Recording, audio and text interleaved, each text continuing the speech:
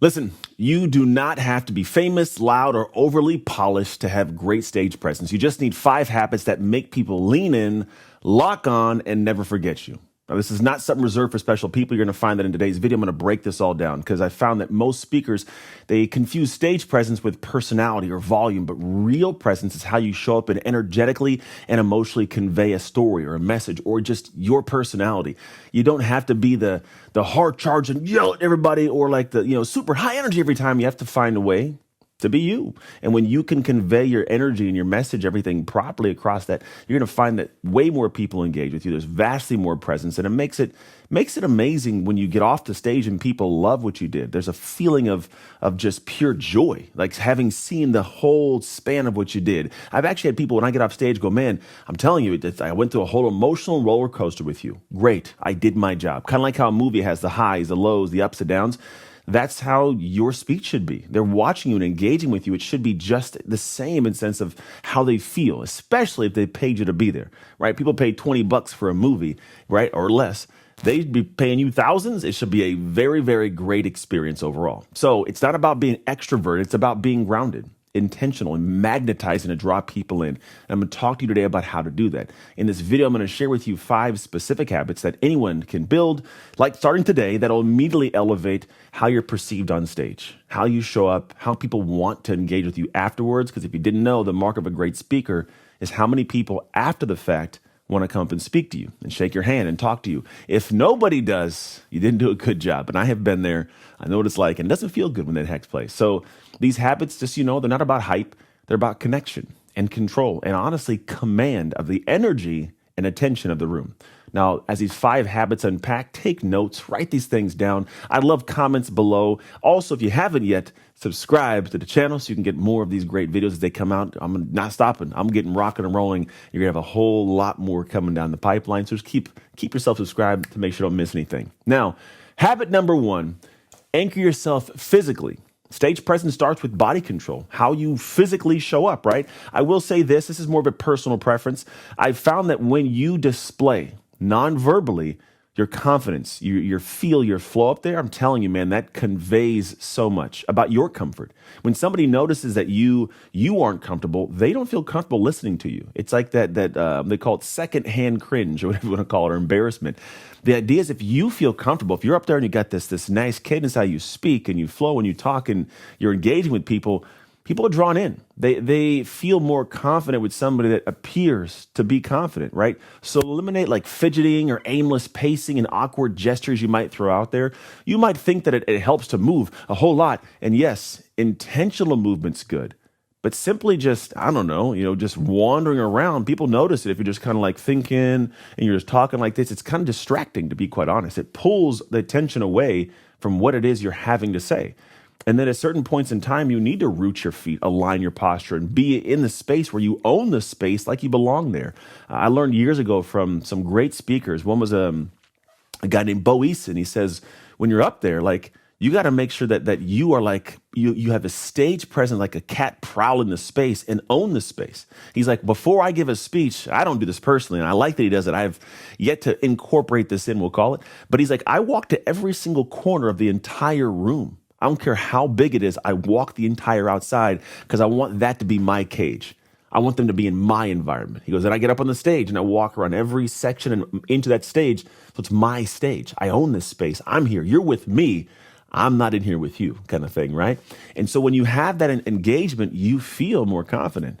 You feel rooted. You feel powerful. And when you feel that, it's conveyed non-verbally. Now the audience sees that in you and they feel more confident, more comfortable. They relax. They open their head and their heart to hear you. And then what happens is when you do move, which obviously you have to move intentionally, not nervous, because truthfully, stillness is in fact power. So being still when certain words come out or certain statements are said, they're powerful.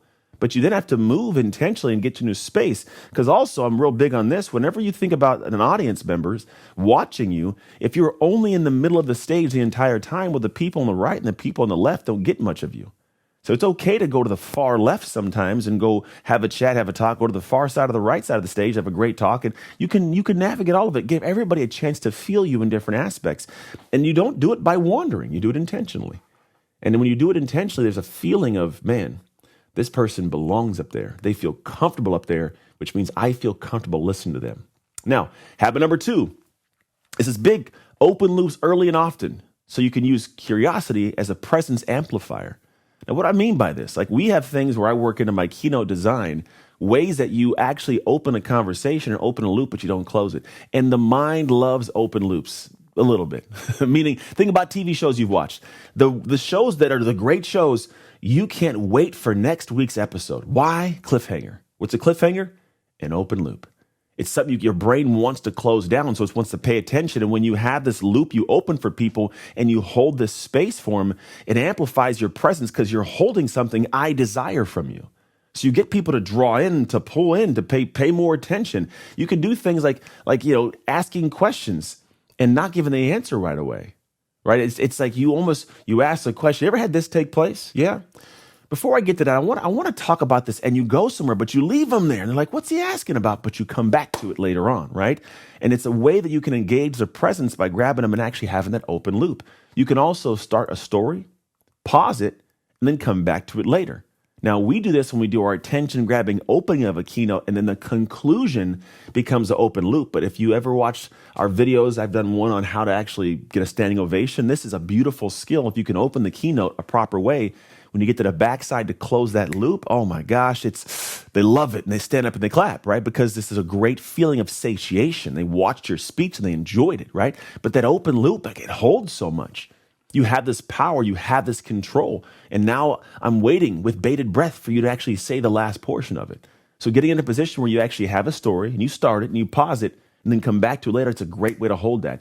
And then presence isn't just physical, it's mental and emotional. It's the tension you create in that space, right? If you think about onstage presence, yes, there could be a presence of how I move and I look at you and I point, I use this energy, right? There's a way I can do that, but also I can have thoughts where I go, who here believes that if you keep doing what you're doing, that you're going to get what you want most out of life? Now, what if I was to tell you that's true and 100% untrue at the exact same time? Now, let me explain this to you. Right? And you can actually hold, I'm making this up, by the way. That's true. I don't know if it's true or not. But the idea is you can have segments in your actual talk where you do that. You hold a space, you have a conversation, and you realize that emotional tension is actually what people, man, it keeps them focused and attentive to what you're doing. And now you can actually navigate this space and create tension and pause and presence and a little bit of it, we'll call it positive anxiety, right? This wanting to figure it out, and that creates a great presence. They feel you, which is what presence is. Can they feel you, right? If they're leaning in for your next sentence, you've got them. You're doing it properly. And when you do this habit too, in this manner, they're going to lean in. They're going to pay attention. And that's really what you want to have that great onstage presence. Hey, I hope you're enjoying this video right now. Now, I want to let you know I have a training coming up. And in this training, I unpack my entire speaking business system. It's called the Speak to Freedom Formula. Now, in this system, I unpack what's literally taken me from $0 to 7 figures a year in my speaking business. And it's something that you can actually do for yourself. So all you have to do to get access to this is you can click the link that's in the description below and it'll take you there, or wait till the end of the video, check it all out and get over there. But no matter what you do, don't miss that. All right, that's it. Let's get back to the video. Habit 3, speak from the center, not the surface. Great stage presence, it's not loud, it's resonant, right? Think about it this way. Loud means I'm yelling at you, right? Resonant means I'm connecting to you. It's feeling something at your core from a lived experience that I'm conveying to you with conviction that you go, man, I can relate to that. Now, when I say speak from the center, not the surface, I mean speak from the center of your story, the center of what's going on. Don't talk at the surface level, because when you don't go deep, people can't connect. And if they can't connect with you, they don't feel what you want them to feel. They aren't transformed the way you can transform. And I believe intended to transform them. So think about it this way. Whenever I tell a story, I can do this. I can go, hey, I want to talk to you guys about when I was a kid given away at 3 years old. This is my actual story. In foster care, I was given away at 3 years old. And I went through a lot of heinous stuff as a kid until I landed in my house, which is my current family at 6 years old, adopted at the age of 14. Now, I went surface level. What I could and should do is go, when the 3 years old took place, I remember being given away, being put into a car with a stranger and her driving me off to some foreign place and then really not knowing where I was going to wake up the next morning and feeling comfortable. I was starved and forced to chase chickens to earn meals. If I didn't catch a chicken, I didn't get a meal. I would steal food and get beat for doing so. I would be put in shopping carts, pushed down hills towards moving traffic, and hit the curb and fly out crying and be forced to do it again and again. At one point, I was forced to lick the bottom of the neighborhood kid's shoes until my tongue bled. And I remember the taste of metal on my tongue. And it was at 6 years old, I ended up in the family that's my family now, where I finally got loved. Right? If I just go surface level, you don't feel that. And now you might go, what do I do with this? What you also do is go, now I know some of you have never felt this, and hopefully you've never been in this experience, but for me, the emotion was, imagine the people supposed to take care of you, that you love the most, don't love you, don't take care of you. Imagine feeling like you don't belong where you want to belong the most. Imagine not feeling safe every day, right? They may not be able to have the exact connection to the experience, but they can connect to the story. And now if I tell that story with power, with presence, from a lived experience and connect their emotions to it, I have got this resonant connection with them.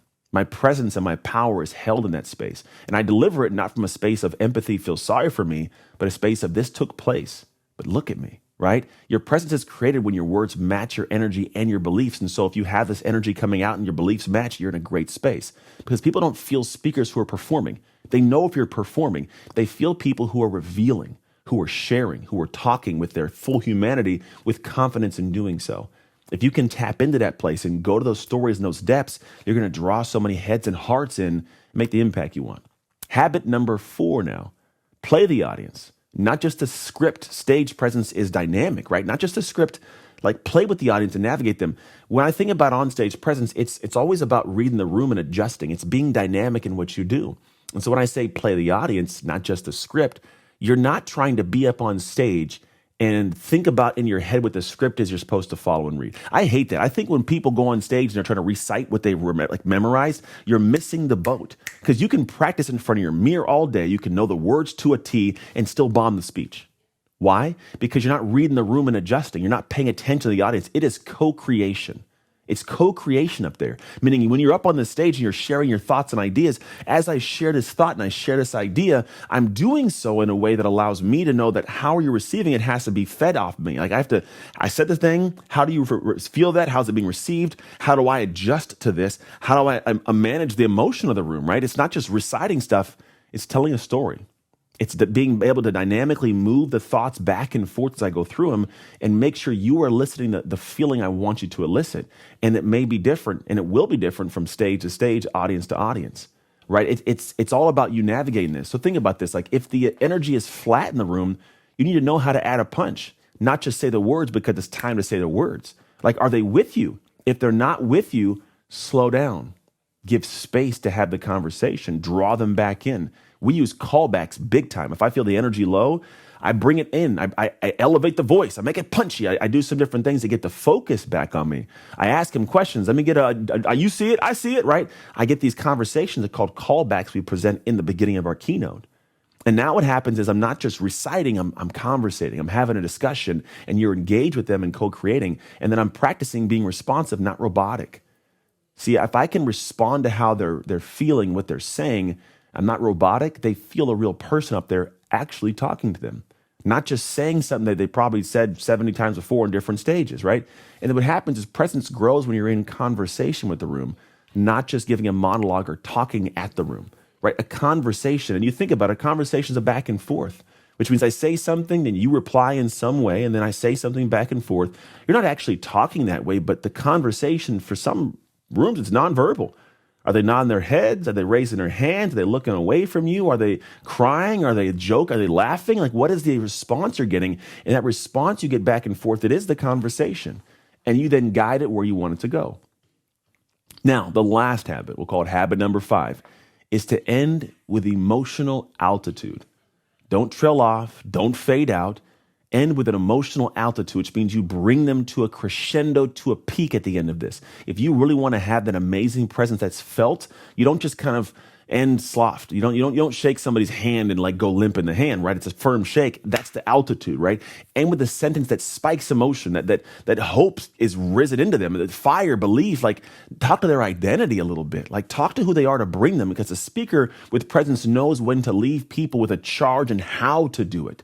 How to amplify that room, how to amplify the energy. You don't just do it haphazardly and you hope it takes place. Your job is to go out there and go, look, I'm going to have a great conversation, but I know that for me, how I leave this room is what matters.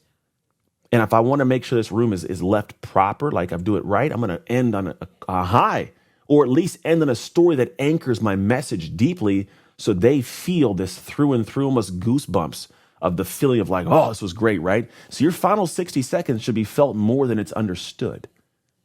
What I mean by that, when I say felt more than understood, don't try and throw a bunch of random words in there. Give them a heart. You've given the words. You've had time to give the words, right? Now talk to the heart.